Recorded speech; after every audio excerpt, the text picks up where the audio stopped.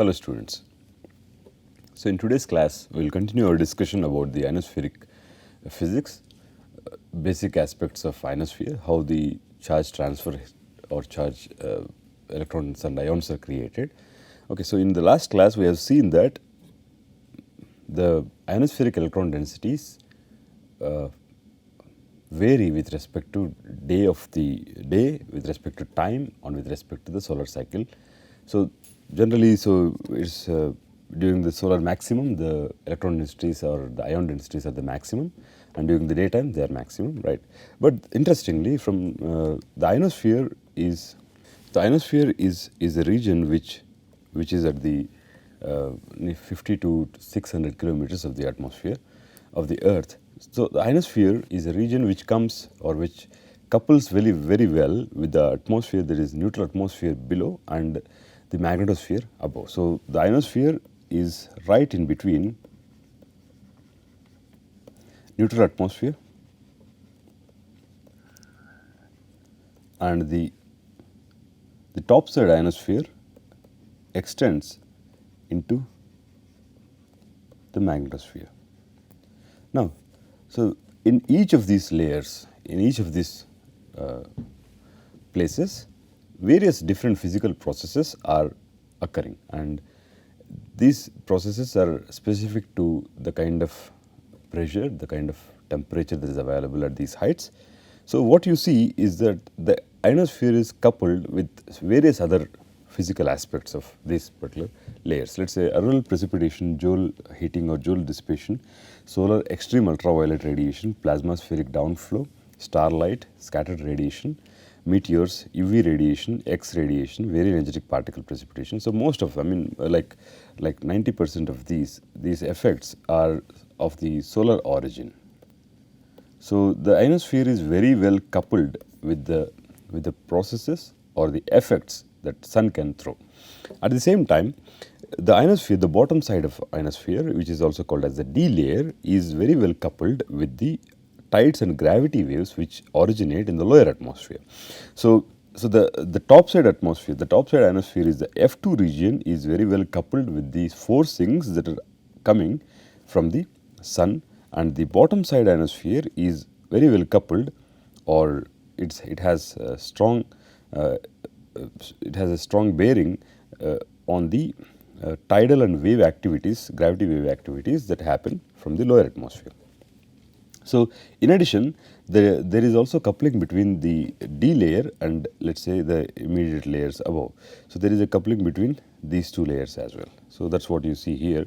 The E layer, F1 layer, the lower thermosphere layer couples very well with the D region of the ionosphere, right.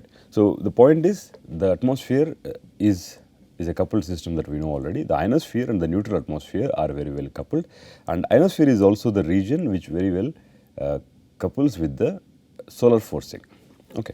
Now, if you look at the principal ionization processes, we have already seen that in the ionosphere, the major chemical ion species are O plus, O2 plus, NO plus. These are the major chemical species which are to be found in the ionosphere. So if you see the principal ionization processes, how does the ionization happen? Let us say if you start from the top, the electromagnetic radiation indicated with the H nu will interact with N2, releasing an electron and N2 plus, and this N2 plus may again dissociate to N plus N and may also combine with a O2, giving you O2 plus charge exchange reaction. And similarly, the electromagnetic radiation may ionize neutral atomic oxygen or neutral molecular oxygen, leaving behind ions of, let us say, O2 plus or O plus. So these are the major chemical photoionization processes which happen in the ionosphere, and because of which there is sufficient amount of electron and ion density. Now these ions can be of this, any of these. Okay. So and depending on the height, you will find any of these at different heights. Now, so for example, so if you want to understand what are the major chemical, major ionization processes, these are the ones which can form a cycle, right. Now, so in the ionosphere, what you see is production. You see production, that means electrons and ions are produced, and the production is equally balanced with the recombination. So, production is the process by which electrons and ions are released in the ionosphere, and recombination, because the electrons and ions will recombine, giving you back the neutral species. So, these processes, the production process and the recombination process, go hand in hand. So, they will always try to minimize the effect of the other. So, if you want to write a simple continuity equation, the rate of change of electron density with respect to time can be written as production. This is Q is the production term, L is the loss term, and del E is the transport term. So, at any given instant, let us say in a given space, so if there is solar incoming radiation in this, so there are electrons and ions produced. So, with time, this electron density or ion density, let us say this is N indicated with N, will change with respect to time. So, let us say, for example, why does it change with respect to time? So, during the daytime, let us say starting from the sunrise till the sunset, so as the time changes, we will realize that more amount of solar ultraviolet radiations or X radiation is available, so more ionization will happen. So, the number of electrons and ions in this volume will change with respect to time, and the total volume will change, that the production is there, loss is by the recombination, and there may be some transport of ion species or electron species from the outside. So, the total rate at which the charge densities change will depend on the production term, the loss term, and the transport term. Okay. So, this is the basic form of the continuity equation. Now, the loss, so the Q is the production, the loss can be written as the rate at which the electron density decreases with respect to time. So, there is a minus here. So, which will be which can be written as minus times alpha is the recombination coefficient. Alpha tells you how fast the electrons and ions which are created may recombine to give you back the neutral species. So, alpha will depend on the electron density and the ion density. So, if you establish photochemical equilibrium for charge neutrality, let us say for charge neutrality, you say that the number of electrons is equal to the number of ions. So, if you substitute E for P plus or P plus for E, you will realize L is equal to L minus alpha times E square. So, this is, if you can substitute this into the equation. So, the equation of continuity will look like dN by dt is equals to Q minus alpha times E square minus del E. So, this is the basic form of the continuity equation. So, this is NE. You can, the similar continuity equation you can write dNi by dt is equals to Q minus alpha P plus square minus del E, right. So, this is the continuity equation. What is the use of continuity equation? Continuity equation can be simply used to calculate how the electron density or how the charge density varies with respect to time, right. So, if you look at the principal chemical processes in detail in the thermospheric and ionospheric system, so basic processes are photoionization, that means incoming photon ionizes an atom or molecule or dissociates a molecule. Yeah, incoming photon, if it has sufficient amount of energy, may ionize an atom or molecule. This process is called as photoionization. Collisional ionization is the one in which an ion species collides with a neutral species and transfers the charge onto the neutral species. Okay. So, collisional ionization is the process in which an electron can come in contact with a neutral species and ionize because of the excess amount of energy that the electron has. Charge exchange is the process in which when a neutral species and an ion species come together and the charge, because of the interaction between them, it is only the charge which will get exchanged from one constituent, one species to another species. Conversion is the process in which an ion species may come in contact with the neutral species, and as a result some dissociation may happen, and overall there is equal availability of ions. And recombination is the process in which species will recombine and giving you back the neutral species. And dissociative recombination is the one in which if a molecular ion, let us say, is there, and if it comes in contact with an electron, this molecule which has an ion will be dissociated because of the excess amount of energy that electron has. And radiative recombination is the one in which electron will simply recombine with an ion, giving you the neutral species plus some amount of energy. So, this is the basic names of the processes are photoionization, collisional ionization, charge exchange, conversion, recombination, dissociative recombination and radiative recombination. So, for example, so here what you, so we have already seen these are the major chemical ion species that you see in the ionosphere, O plus, O2 plus and N2 plus. How do they form? They form, so this, so here one very important thing is that, the energy of these photons is not the same. So, the energy that is required to ionize oxygen, molecular oxygen and nitrogen will be different. So, it may so happen that if in the topmost part of the ionosphere or 250 kilometers or 200 kilometers, it may so happen that if the particles has enough amount of energy, they will simply ionize, giving you ions. Okay. Now, so generally in combining all these processes, the basic way in which ions can be produced or electrons can be produced is a neutral species and energetic photon giving you a positive ion and an electron. This is the most common process. A neutral molecule and a high energetic photon giving you a positive ion, a molecular ion and an electron. At some times it may so happen that you have a neutral species and an electron can get attached to this neutral molecule and giving you a negative ion, negative molecular ion. This may so happen with an atom as well, giving you a negative ion. So, here at this point, so before it's always the positive ion. So, the positive polarity is held only with the ions and the negative polarity is held only with the electrons, right. Now, in addition to these set of reactions, it may also happen that electrons can exist in the plasma or in the ionosphere. So, major chemical species of ionosphere, could be electrons, ions. So, in these ions you can have positive ions, you can also have negative ions and you have neutral species. Neutral species as in O, O2, N2, things like that. So, the point is,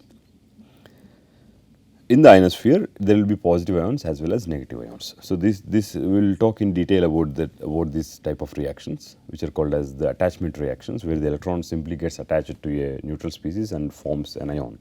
Because of the electron, the ion is now a negative ion. Okay. Now, the types of the various different types of chemical reactions. So, here one very specific thing that we have to understand is that, let us say, now these are the processes in which electrons are released. That means, these are the processes which will form the ionosphere. Now, generally what happens, you have a reverse process like this. So, you have X plus electron giving you X plus H nu, that means a radiative recombination, right.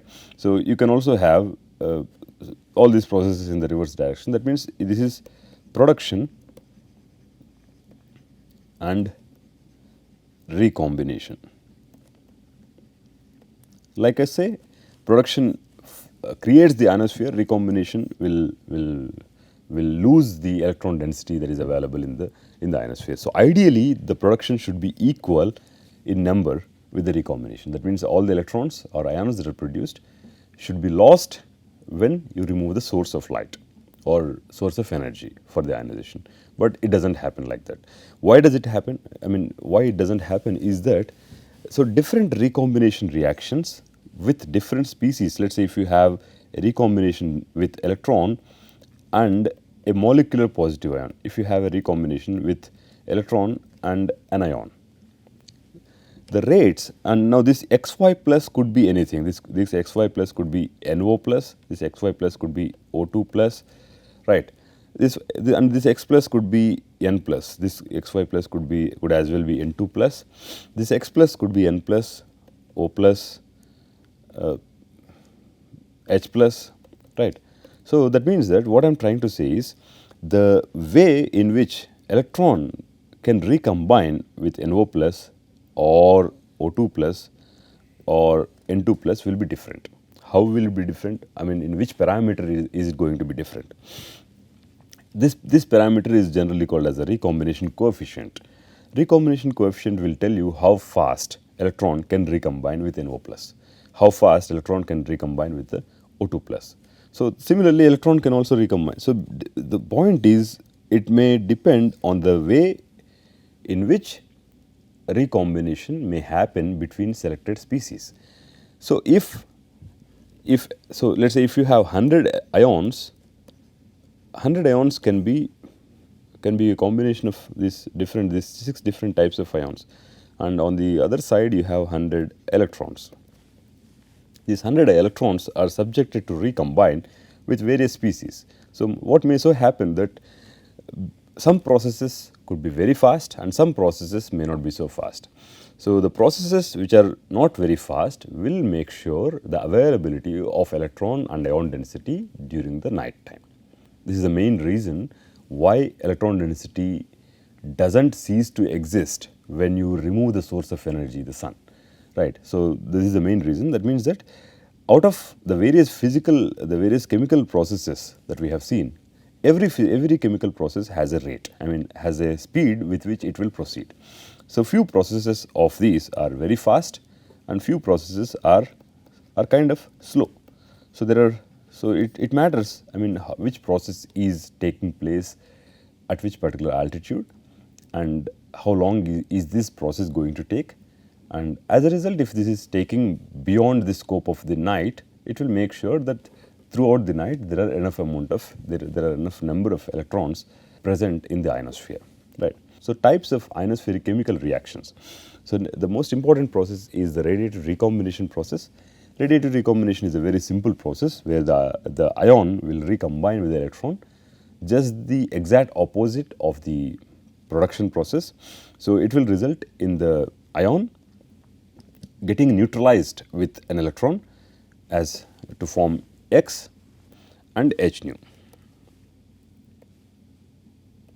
Right. So this reaction is very slow. I mean this has resulted into the neutral species plus some amount of energy.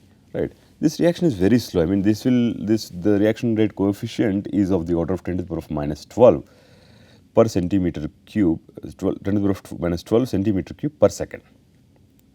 Okay. The next process is the dissociative recombination reaction. So this is a very important process. When you have a molecular positive ion, if it recombines with an electron, this will neutralize this molecule, and this will also break, to conserve momentum and energy, this will break the molecule into two atoms. So this could be anything, this could be any molecular ion could be an example for this, but this dissociative recombination is a very fast process. It happens very fast, but that means that this process not only recombines or not only makes the charge density disappear, but it will also make sure that there are neutral atoms available in the ionosphere. So this is a very fast process. The reaction rate coefficient is 10 to the power of minus 7 centimeter cube per second. So this is like very fast in comparison to this, right. If you compare these two, the radiative recombination reaction will take a lot of time for removing certain amount of electron density from the ionosphere, but the dissociative recombination is a very fast process in comparison to the radiative process. Right. Charge exchange is simply a transfer of charge from one molecule to other molecule. So this process is, again, I mean this process is moderately fast, but the most important thing is charge exchange will not be able to remove electron density. So our first objective is to understand, why does ionosphere exist in the night time. So because when we say that solar energy is the one which creates the ionosphere, it's natural to ask a question, if you go to the night side where there is no sun, why should the ionosphere exist? So now the answer for that is that there are several processes which happen kind of slow and fast. As a result of all these processes, there will be ion density and electron density. So charge exchange is a process in which doesn't actually gets rid of the electron density. It's just a transfer of charge from one ion to another ion. And atom ion interchange, what happens is, if an ion comes in contact with with a neutral molecule, what happens is, so the atom is also getting exchanged. This is taking the place of, let's say, this X plus is taking the place of Z, and also at the same time transferring the positive charge to Z, right? So that this results, I mean, charge is exchanged and atom has switched places into the molecule. So this rate, the rate mainly depends on the strength of YZ bond. So how close are they bonded? So the energy that is carried by X plus should be able to dissociate this molecule and then attach this neutral X with the Y, so as to form this molecule, right? So in essence, what you see here is that one very good message is that it is the dissociative recombination reaction which is the fastest chemical process that happens in the ionosphere. So dissociative recombination takes care of many things. I mean, we will see how they will differ. Okay, but let's see how exactly do they matter. So if you want to calculate the recombination time, let us say you have electron density, certain amount of electron density. If you want to calculate the recombination time, let's say for example, if you have a certain amount of electron density available in the ionosphere, and if you remove the sun, I mean if you remove the source of ionization from the picture, the recombination time is the duration of time over which all the ions and electrons will recombine and result in the net neutral condition. Right. So the rates at which the electron density would disappear will decide the existence of ionospheric layer at a particular time. So time constant, this is defined as a time constant. So time constant, so this is in the dimensions of time. So alpha is the recombination rate of a particular reaction, of a particular chemical reaction. Alpha and E is the electron density which is participating in that particular chemical reaction. So take an inverse, you will get the value of time constant.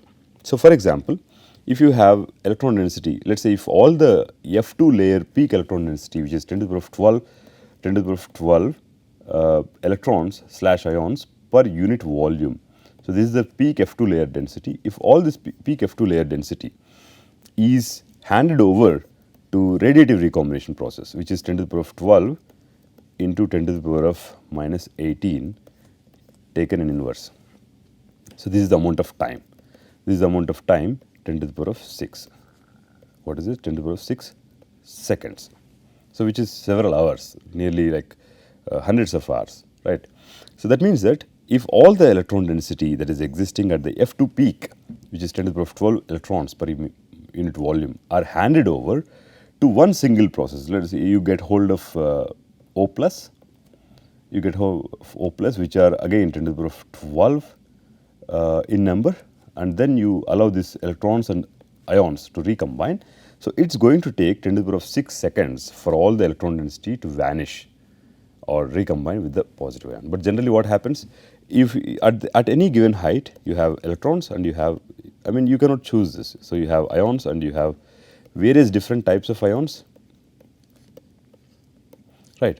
So electrons, so some electrons may try to recombine with this, some electrons may try to recombine with this, some electrons may try to recombine with this, some electrons may try to recombine with this. What you will realize is that all the recombination that happens with the molecular ions is very fast, That means it will be able to take care of the electron density in a very brief time. So let's say dissociative recombination is the reaction that I am talking about. So if you put 10 to the power of 12 against 10 to the power of minus 13, so this is 10 to the power of minus 13 raised, okay, minus 1. So this is just simply like what, 10 seconds. So this is very fast. So if you hand over all the electrons to the molecules, the entire electron density will vanish within a matter of few seconds. But if you don't have the availability of molecular ions, if you have only a single atomic ion, then it is going to take forever. That means, so this time frame is beyond the scope of the night. That means it will make sure enough amount of electron density is available at any point in the night time. But so at the point is at different altitudes in the ionosphere, different type of chemical species, for example, different type of chemical positive ions will exist, and depending on the number in which electrons will interact with each of these ions, due to the reaction rate coefficients being different, few reactions will be will be done in a very short period of time, and few reactions will not be done over a very long period of time, eventually leaving behind the scope that electron density or the ionosphere to exist beyond the night. Okay. Now, so this is the discussion pertaining to various layers of the ionosphere and various chemical processes which will occur in the ionosphere. So, for example, so we have seen that, let us say if you go back simply, so these reactions, every reaction has a characteristic lifetime, and this characteristic lifetime is what decides how far or how long are they going to be available in the ionosphere. Okay. So, now then in the next class we will try to discuss the various layers of ionosphere in detail. What are the chemical processes that will be existing or that will be dominant in each of the layer by layer we will try to understand, and layer by layer we will try to write the equation of continuity in the suitable form. Okay. So, that's about the ionospheric introduction. We will continue with this discussion tomorrow.